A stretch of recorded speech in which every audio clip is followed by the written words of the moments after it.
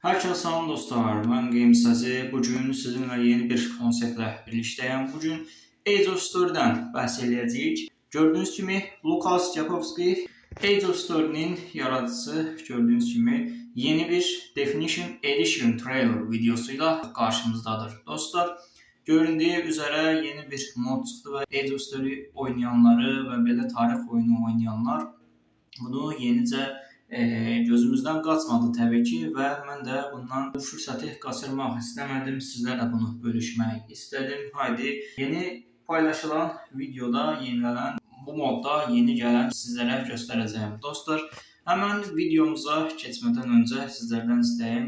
İstədiyiniz konseptləri, oyunları yaza bilərsiniz. Yorumlar bölümündə və yaxud oyunların içərisində nə edəcəyimizi yaza bilərsiniz. Like atıb və kanalımızın daha çox algoritmada daha çox müştərilərə qalxması üçün abunə ola bilərsiniz. Dostlar, həmən videomuza keçək. Gördüyünüz kimi özü oyuna girir, bir ölkə seçir, hansısa bir dönəmdə 1440-dan, məsəl üçün 1440-cı illərdən yeni bir özəllik gəlib. Gördüyünüz kimi sadəcə ordunun üstünə basaraq bunu move to, yəni ki, bölgələrə, uzun bölgələrə göndərə bastığında sadəcə tək bir əyalətə yox, istədiyin qədər əyalət seçib göndərə bilirsən. Gördüyünüz kimi bu da çox rahatladıcıdır. Tək bir əyalətə tıkladığında ordu basımını sadəcə orada ordu basıb bu sağ alt tərəfdəki V-yə basmağa ehtiyac qalmır. Bir tək bir yerə basırsan, bir neçə torpağı seçirsən və istədiyin qədər ordu basırsan, o da o torpaqlarda, seçdiyin torpaqlarda ordu basır. Həqiqətən də can qurtaran bir yoldur, yaxşı bir yoldur. Bu arada gördüyünüz kimi bu da kompüterdə təbii ki oynayıb bizə, mobildə oynayanlar üçün də təbii göstərir. Çıxıb səhv etmirəmsə, bəli.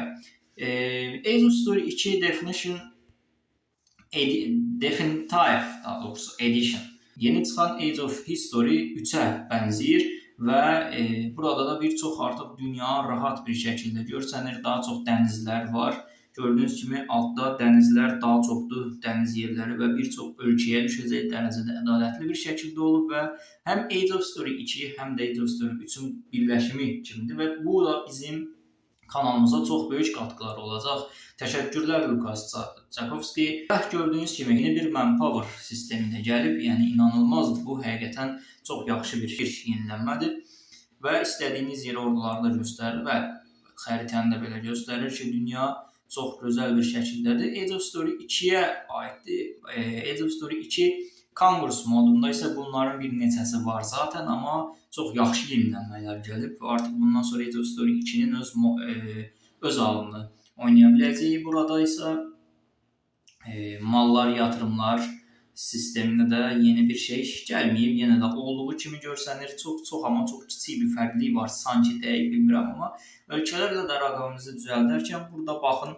Məsəl üçün Fransanın altında yazılan bu yerdə 65-49 45% falan belə bir şey yazılıb. Yəqin ki, o ölkə ilə aramızdakı ticarət və sair belə şeylərin olduğunu göstərir. Burada yeni bir gördüyünüz kimi nüfuzu da burada göstərib və dinlər falan da gəlib. Katolik ölkəsi, məsəl üçün Fransanı seçir, Fransa katolikdir və diplomasi. Başqa bir ölkəyə də yeni, amma çox gözəl Age of Story 2-3 fərqi yoxdur. Bu oyunu oynayanlar üçün çox gözəl bir yenilənmədir.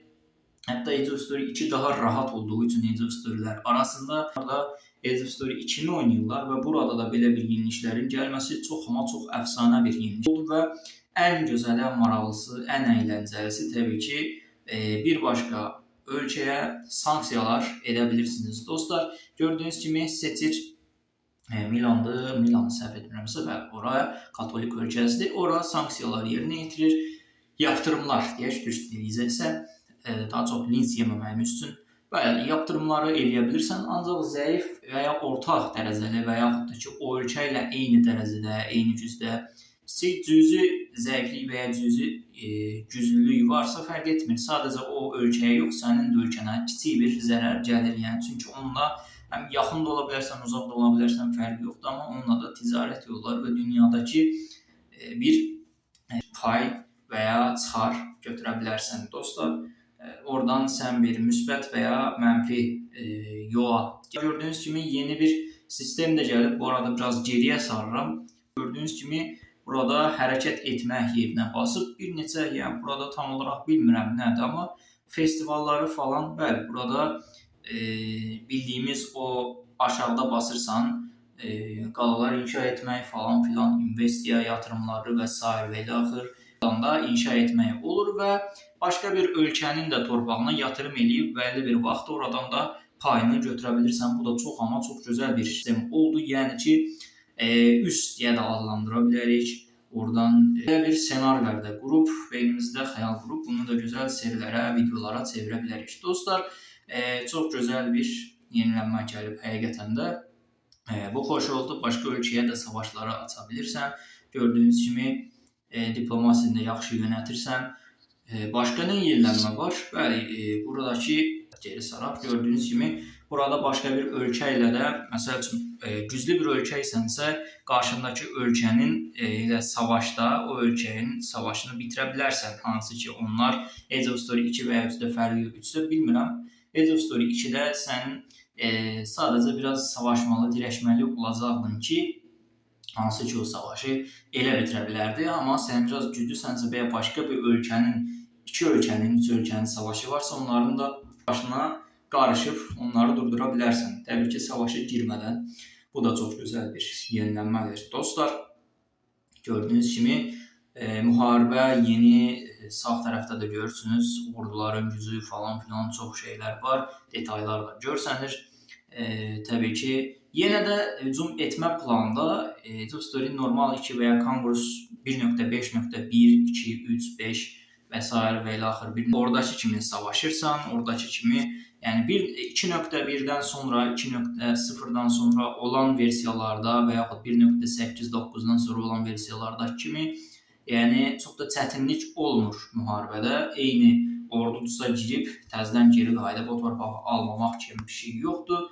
Biraz güclüdürsə, təbii ki, orada qala yoxdursa, təbii girib ala bilirsən dostlar. Belə də göstərir, yeni senaryolar falan var, çox gözəl yenilənmələr var. Yapay zeka şəkli ilə də bu yuxarıdakı bu görsənən işıq falan filan texnoloji, bu işarələri də yeni versiya çıxıb və oynamağınızı da tövsiyə edirəm. Məndən bugünlük bu qədər. Sağ olun, salamat qalın.